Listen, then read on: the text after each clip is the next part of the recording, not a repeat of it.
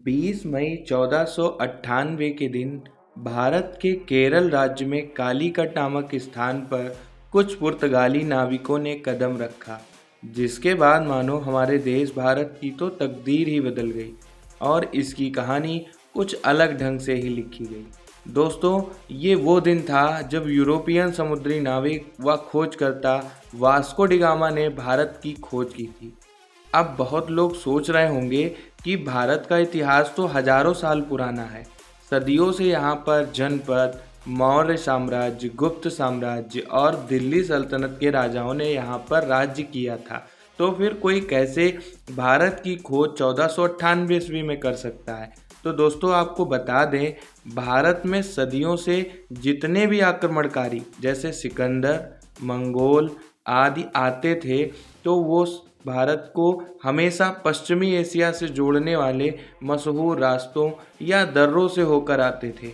लेकिन 20 मई 1498 को Vasco da gamma ने समुद्र के रास्ते भारत के केरल राज्य के कालीकट तट पर पहुंचकर एक समुद्री रास्ता ढूंढ निकाला था, जिसे ही वास्तव में भारत की खोज मानी जाती है। लेकिन दोस्तों, आपको बता दें, भारत की खोज नहीं अपितु वास्को डी गामा ने तो भारत तक पहुंचने के समुद्री मार्ग की खोज की थी।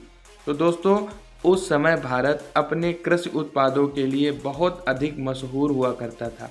विशेषकर मसालों जैसे काली मिर्च, इलायची, दालचीनी आदि के लिए बहुत ही ज़्यादा प्रसिद्ध था, जिस कारण उस समय भारत के साथ व्यापार करने के लिए यूरोप तथा अरब के देशों के बीच होड़ लगी रहती थी।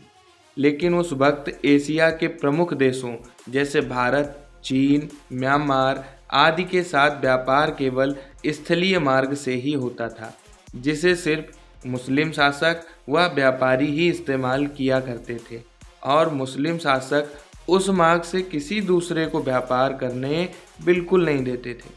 इसलिए दूसरे देशों ने भारत से व्यापार करने की लालसा हेतु समुद्री मार्ग की खोज प्रारंभ कर दी।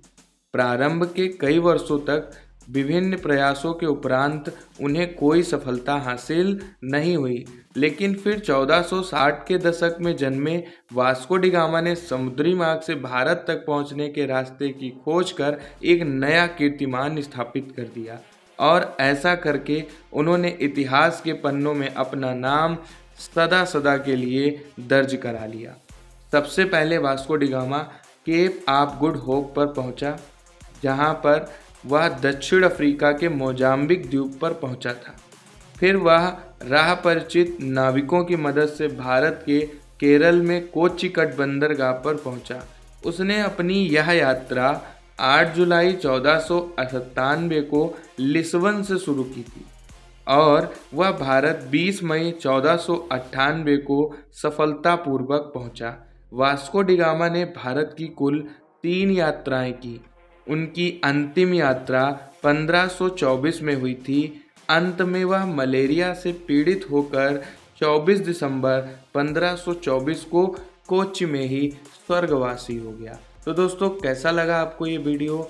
उम्मीद है आपको बहुत अच्छे ढंग से समझ में आया होगा कि भारत के समुद्री मार्ग की खोज किसने, कब और कैसे की थी। तो लाइक करें इस वीडियो को, शेयर करें, सब्सक्राइब करें और हम मिलते हैं अपने ऐसे ही नेक्स्ट मज़ेदार वीडियो के साथ। तब तक के लिए टाटा बाय बाय।